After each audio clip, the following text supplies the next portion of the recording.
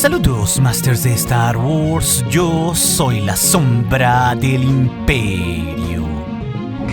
La sombra del Imperio. Hoy, Masters, como cada semana, resolveremos 5 de sus preguntas que me dejaron aquí en YouTube y en el Patreon, siendo la que titula el video sobre qué tan altas eran las recompensas del Imperio por un Jedi, la quinta pregunta más importante en este video en la que tendremos un especial y enfoque en particular. Así que si tú dejaste un comentario aquí en YouTube o en Patreon y no está en este video, recuerda que siempre recibirás una respuesta personal mía a una pregunta si tienes un rango sí de los 4 que tengo en Patreon o aquí en YouTube como un miembro del canal. Y de paso, no solo nos ayudarás con tu donación, Master, sino que recibirás emojis personalizados o aparecerás en los créditos y también nos ayudarás a concretar todos los números del Comic Fan Story de la Sombra del Imperio, del cual de ese tema hicimos un reciente video explicando dónde estamos sobre ese cómic, la cual esta novela gráfica ligada a Vader de 5 números se publicará gratuitamente en este canal cuando esté terminada. Y debo decir que ya tenemos algo avanzadito el primer número. El enlace, como siempre, pues estará en la descripción del video. Es así que nuestra primera pregunta del día, el Master Enduring GT nos cuestiona sobre si podría haber una mención o una referencia de Jyn Erso en la serie de Andor. Y aquí, claro, Masters, estamos en los terrenos de la especulación responsable, pero hasta el momento en el episodio 2 de la temporada 1 de Andor no ha habido nada sobre Jyn Erso. Ojo, no nos olvidemos que ellos no se conocen sino hasta 5 años después de la temporada 1 de Andor en la cinta de Rogue One. Sin embargo, sabemos que en la serie estará ahí su padre adoptivo Saw Gerrera, quien cuidó a la niña Jyn Erso en Rogue One, tras que el Imperio acabara con toda la familia Erso y secuestrara también a su padre Galen Erso. Así que en realidad, por el hecho de estar Saw Gerrera y sus partisanos en la serie de Andor, sí creo que por ahí podría haber algún diálogo futuro o una referencia dentro del set, o hasta un detalle de la presencia de Jyn en la base del propio Gerrera. Y esto aumenta las posibilidades porque Tony Gilroy estuvo en Rogue One y ahora está a cargo del proyecto de la serie de Andor. Así que yo pienso que sí hay muchas posibilidades de ver múltiples referencias a los Erso. Aunque es claro que en estos tiempos Saw y Jyn están peleados y divididos, como se nos explica en la cinta de Rogue One que vivieron aparte un cierto tiempo. ¿Cuándo fue tu último contacto con Saw Gerrera? Hace bastante tiempo. Yo era una niña. Saw Gerrera salvó mi vida. Él me crió, pero no sé en dónde esté. No lo he visto en muchos años. La última vez juntos me armaste con un cuchillo y un blaster para esperarte en el búnker hasta el alba. Yo te dejé a salvo. Tú me abandonaste. Es así que en nuestra segunda pregunta del día, el Master Jorge Alacote nos cuestiona qué hacía el Jedi Quinlan Vos hacia los tiempos de la batalla de Yavin. Ok, aquí son varias cosas, Masters, porque ya sabíamos por los cómics canónicos de Darth Vader que Quinlan Vos fue un Jedi superviviente a la Orden 66 buscado por el Inquisitorius. Y también recientemente se confirmó en la serie de Obi-Wan Kenobi por medio de Tala Turit que Quinlan Vos, el amigo de la infancia de Obi-Wan, estaba ayudando a la Red del Camino y sus refugiados en la Fuerza para así proteger a múltiples usuarios de la Fuerza o a sus familias, exactamente pues una década después de los sucesos de la venganza de los Sith. O sea, esto nos dice que Quinlan Vos superó la parte más difícil del Imperio Galáctico en esos 10 primeros años y también esquivó a varios inquisidores o incluso burlando a Darth Vader. Ojo, no sabemos aún canónicamente hasta cuándo sobrevivió Quinlan Vos en la era imperial. Quizás pues esa información se resuelva en unos años más adelante o hasta en una temporada 2 de Kenobi, pero es bastante claro por la trilogía original y por todo lo que dijo George Lucas que no quedaban casi Jedi hacia los tiempos del episodio 6. Solo pues el maestro Yoda y Luke Skywalker y Ahsoka, que técnicamente no era una Jedi sino una usuaria luminosa, y también Ezra Bridger, que estaba perdido por la galaxia desconocida. Eso es todo. Y esto es importante porque en el canon después no sabemos que Luke se haya encontrado con cualquiera de los Jedi supervivientes, dándonos a entender que todos los demás, salvo estos que les menciono, estaban muertos. Y eso también me da a entender, Masters, que quizás Quinlan Vos ya no existía hacia los tiempos de la Guerra Civil. Pero no se pongan tristes, porque una cosa muy reveladora la tenemos en el cómic de Legends de Star Wars Tales, donde el propio Quinlan Vos sigue vivo y ya bastante viejo hacia los tiempos quizás de 6 o 7 años antes de la batalla de Yavin, donde curiosamente en esa historia el Jedi se cruza con Han Solo perseguido por unos piratas y los salva usando la fuerza. Una historia sobre Quinlan Vos y Solo que está en mi canon personal y es en realidad toda una curiosidad que nos da una pieza distinta de un Jedi vivo en esa época imperial tardía. Y es en realidad una historia bastante viejita que narré en el canal hace unos cuantos años y que se las dejaré aquí en las anotaciones y en las pantallas finales del video por si quieren revisarlas, Masters. Así que tampoco se agüiten si oyen mi voz ligeramente diferente. Es así que en esta tercera pregunta el Master Darth Raven nos cuestiona por qué Ahsoka Tano hizo uno de sus sables de luz blancos de forma curvada. Y la verdad es que Ahsoka Tano ya se había vuelto muy experimentada en su juventud hacia los tiempos post-Orden 66, tras haber tenido alrededor de más de 2 años de entrenamiento al lado de Anakin Skywalker, porque desde el día 1 Skywalker le enseñó a defenderse de la guerra, como lo vimos en Tales of the Jedi con su entrenamiento y en todo Clone Wars. Pero también la novela de Ahsoka Masters nos dice canónicamente que cuando ella vivió en Rada 1 año tras la Orden 66, ella ya tenía ahí unos mangos para sus nuevos sables de luz, tras los que había dejado previamente en la tumba falsa en el final de Clone Wars. Esos pues que le había dado Anakin Skywalker y que se los encontró Darth Vader. Y estos nuevos mangos a los que hace referencia Ahsoka serían las empuñaduras de sus nuevos sables blancos. Y ella nos dice en la novela que nunca había hecho ella sola unos sables sin la supervisión ya sea de Huyang o Anakin, porque no nos olvidemos que era una jovencita, y también nos dice que le faltaban varios componentes a sus nuevas empuñaduras. Inclusive también especifica que esos sables eran aún un prototipo y no tenían ningún elemento decorativo. Les faltaba aún mucho trabajo para ver esos sables finales que conocimos en Rebels o en el Mandalorian.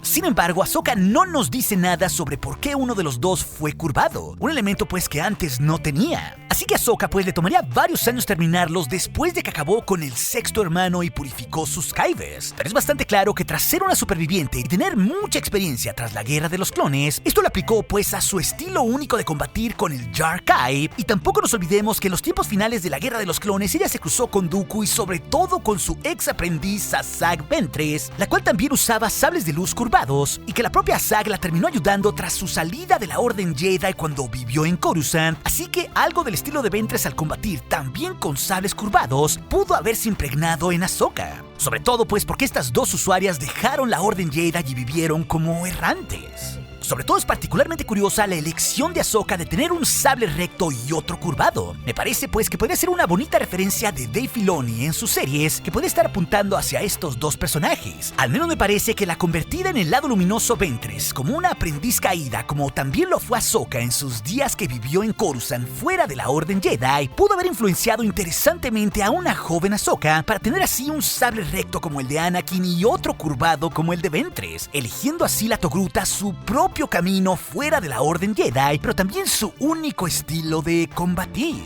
Y se sigue nuestra cuarta pregunta del día, las cuales se relacionan y es una pregunta doble de los Masters Diego Pavón y el miembro del canal David Emanuel Rossini. Los dos nos cuestionan pues cosas similares sobre si el evento final del Filoniverse será una película o serie, o sobre cómo se podría llamar y cuándo podríamos ver ese evento climático.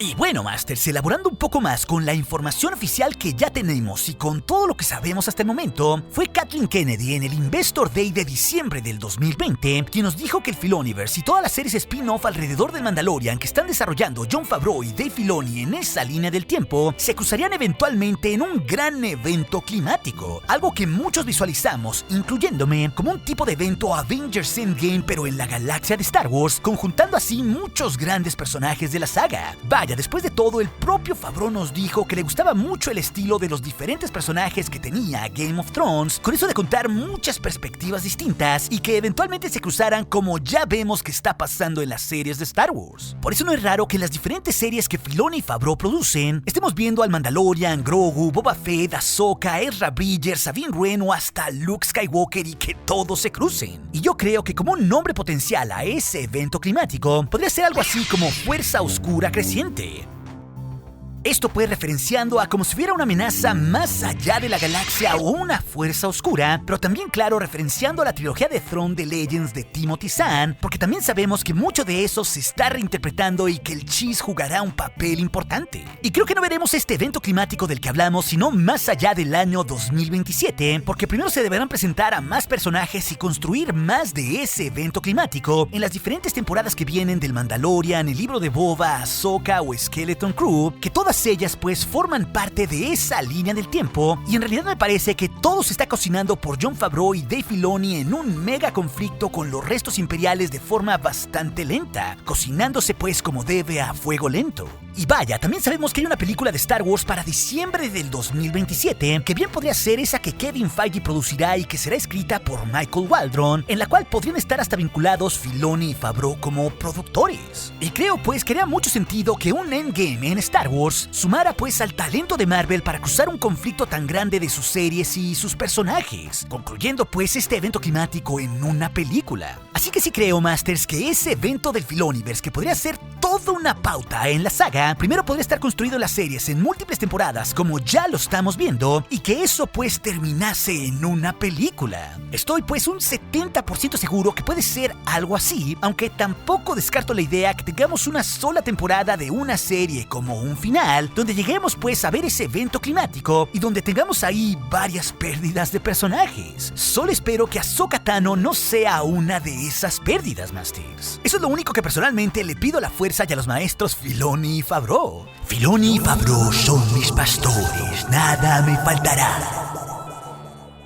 Es así que en esta quinta pregunta final que titula el video, el Master Sanger Parada nos cuestiona qué tan altas eran las recompensas del Imperio por un Jedi. Y aquí tenemos que considerar varias cosas para tener una respuesta mucho más clara, Masters, porque es bastante obvio que cada caballero o maestro Jedi valía muy distinto para el Imperio Galáctico, al igual que para los Inquisidores y sobre todo para los lores del Sith, de acuerdo pues a la importancia de esos Jedi tras la Orden 66 al ser supervivientes. No nos olvidemos pues que el maestro Yoda, el maestro Kenobi y Ahsoka Tano estaban en esa lista de blancos prioritarios del Inquisitorius en los cómics canónicos de Vader. Esto pues junto con muchos otros Jedi famosos como Quinlan Vos y otros más. Y esos tal cual eran la lista de los blancos prioritarios que Darth Sidious personalmente le entregó al Gran Inquisidor y al Lord Vader, pero también sabemos, Masters, que los Inquisidores robaban niños sensitivos y usuarios no entrenados para sus experimentos, y que incluso estaban detrás de la red del camino que protegía a usuarios de la fuerza, como lo vimos tal cual en la serie de Kenobi.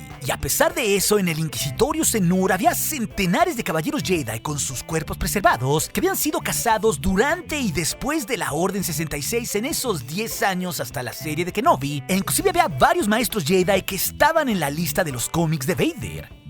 Quinlan Vos pues en esos tiempos era un superviviente y estaba en esa lista, pero él pues no había sido casado todavía. Pero también vimos ahí a Jedi famosos como el maestro Tera Sinube, un ex maestro del Consejo Jedi que lo vimos en Clone Wars ya retirado entrenando a los menores, pero también vimos al maestro del Consejo Jedi hacia los tiempos del episodio 3 de la raza Ongri, Coleman Cag.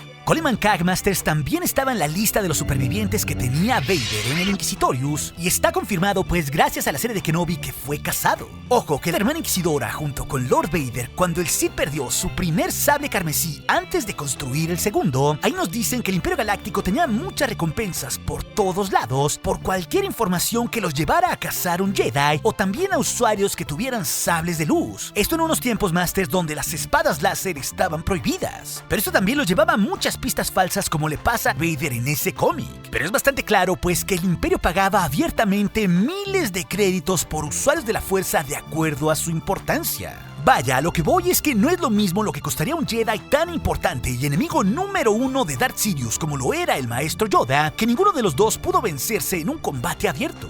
Ni tampoco pues otros usuarios importantes ligados a Lord Vader como lo era Obi-Wan Kenobi o la propia Ahsoka Tano. Esos Jedi pues seguro valían varios cientos de miles de créditos o inclusive llegando a valer varios millones de créditos.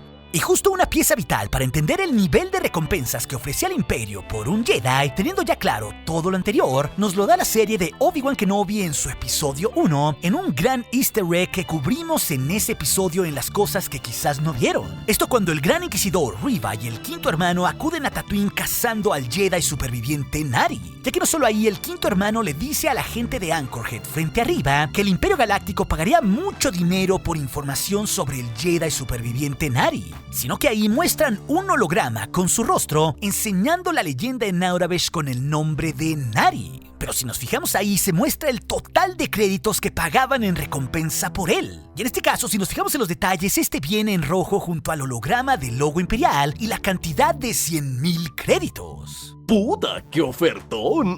Y esto en realidad es oro puro para contestar este tema, Masters. Porque no nos olvidemos que Nari era un Jedi superviviente con poco entrenamiento y poco importante, que era muy joven o un adolescente cuando se ejecutó la Orden 66, porque tenía al propio Kenobi como un ídolo. En ese sentido, pues no era un Jedi tan importante y apenas apenas costaba 100,000 créditos. Y ojo, también hay que recordar que esa cantidad es hasta cierto punto alta, porque llevaba ya 10 años prófugo en los eventos de la serie de Kenobi y eso pues tampoco es menor. Pero hay que contextualizar si es mucho 100,000 créditos o no. Y para ponernos en sintonía sobre esto, un X-Wing T-65 totalmente nuevo hacia los tiempos de la Guerra Civil costaba justamente 150,000 créditos. Es decir, la recompensa por el Jedi Nari no te alcanzaba para completar a comprar una nueva nave caza como un X-Wing, porque la recompensa por Nari apenas alcanzaba los 100,000 créditos. Así que con esto podemos asumir como una especulación responsable que un maestro Jedi debidamente entrenado como Yoda o Kenobi, o inclusive alguien de vital importancia como Ahsoka Tano, que evadió e hirió a Vader más tarde en Malachor, siendo en realidad toda una rebelde, seguro costaría unas 5, 10 o hasta 20 veces más de lo que costaba Nari. Y estoy muy seguro, Masters, que el Imperio Galáctico y el propio Darth Vader llegarán a pagar más de 1,000,000 de créditos por cualquiera de ellos o incluso también por Luke Skywalker. Y esto lo digo con fundamento canónico, porque sabemos que hacia los tiempos del Imperio Contraataca, la propia Lady Kira subastó al congelado en carbonita Han Solo entre muchos de los sindicatos criminales cuando lo robó de las garras de Boba Fett. Y ahí justo Jabba the Hutt, por su historia personal que tenía con Solo, ofreció 1,000,000 de créditos por él, y tal cual lo cedió ante Darth Vader cuando el Lord de los Sith se apareció en la nave del Alba Escarlata para recuperar a Han Solo porque con él pretendía cazar a Luke Skywalker. Así que esto nos dice que si un poderoso capo criminal como lo era Jabba estaba dispuesto a soltar 1,000,000 de créditos, seguro pues el propio Lord Vader pagaría lo mismo o incluso mucho más, porque Han Solo era solamente un medio para cazar a un Jedi como lo era Luke Skywalker en esos tiempos. Ese pues era su verdadero objetivo final. Lo cual todo esto pues nos pone en sintonía, Masters, de que en definitivo el Imperio Galáctico por un usuario joven o poco entrenado apenas si pagaría unos cientos de miles por un Jedi. Pero en una recompensa jugosa para un usuario clave, como lo eran Kenobi, Yoda o Luke Skywalker, seguramente pagarían varios millones de créditos por ellos o cualquier información clave que los condujera a cazarlos. Pero si también te interesa ver por qué hacen series animadas de las precuelas y no de Luke Skywalker tras el regreso del Jedi, esa historia de las preguntas del día te la dejaré aquí en las pantallas finales junto con otras. Y recuerde, nuestro aliado es la fuerza y un poderoso aliado es. Hasta aquí su amigo, la sombra del Imperio.